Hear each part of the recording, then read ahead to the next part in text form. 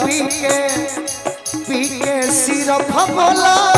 पवन बरान हो राती का कुकुर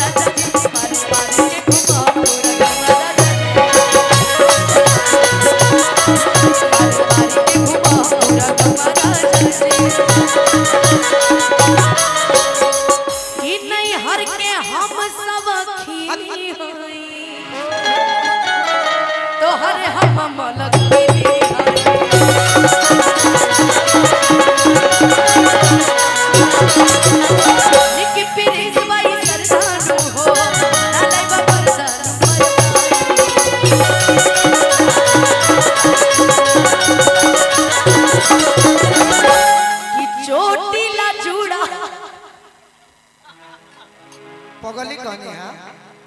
पगली हमको पता है। हाँ पगली ये जब मारो तलवार थोड़ा इतना फुट फुट किनारे कि चोटीला जुड़ा लटकवा राजा जी मारो दिया था का रही तो फुटिए न जाई you are look like a Ravan कि चोटीला जुड़ा लटकवा राजा जी कि ले आई हसेंट गमकवा राजा जी हमारी मारी के घुमा पूरा गवा राजा जी